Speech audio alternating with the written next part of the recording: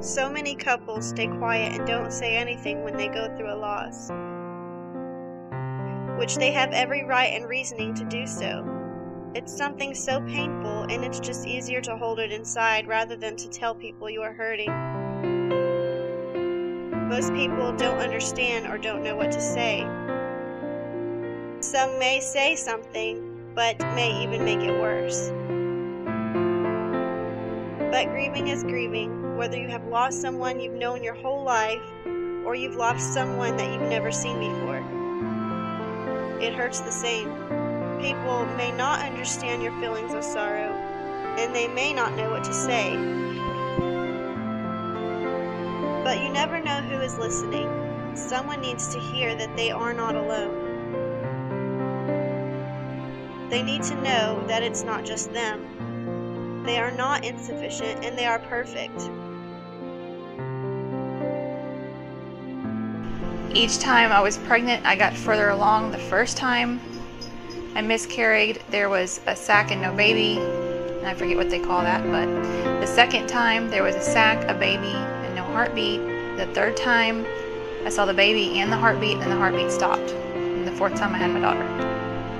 They sent us to the back room, and the doctor came in and said there wasn't a heartbeat, we weren't going to have the baby. It was probably the third or fourth ultrasound, and we're watching the screen, and I noticed there's no flicker. I'm blessed in that I have her now, and she's 2.5. There's no heartache, there's no tummy aches, there's no bumps and bruises. Nothing bad can happen to them. Jesus just wanted to hold them before you, and you'll see them again as long as you're right with Him when you leave this earth. Well, it's not easy. It gets easier with time, but I find my strength in Jesus and my faith, and knowing that the Bible says life begins at conception, so that's a soul. And when I lost the baby, it didn't have to go through any kind of pain or anything. It went straight to be in heaven with Him, and they're waiting for me. So I know they're there, and that's what brings me comfort, knowing that they didn't have to go through life here at all. Cling to the Bible and what it says. It wasn't easy for me.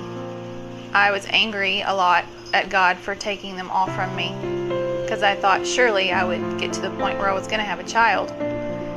But try not to be angry. I know that's easier said than done. My first pregnancy lasted 4 weeks and 5 days, and my second pregnancy lasted 4 weeks and 3 days.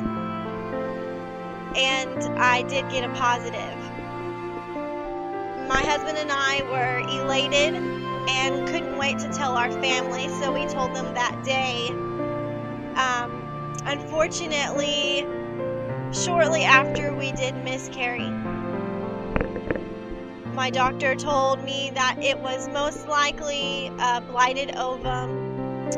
Basically, a sac forms but no baby grows.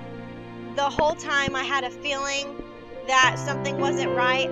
If you're struggling with your miscarriage, the only advice that I have for you is just take comfort in knowing that every day it will get a little better.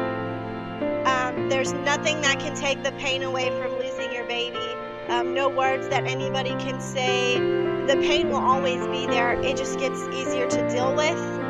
It makes it a little easier whenever you talk, or from my experience, whenever I talk to somebody who has also gone through the same thing that I have. I feel a little more connected to that person, and them sharing their experience with me helps me feel a little bit better about mine.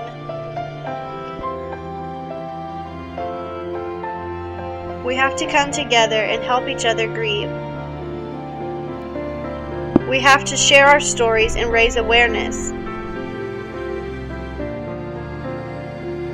1 in 4 pregnancies end in a loss. Pregnancy and infant loss is something so common, but then again, no one ever talks about it.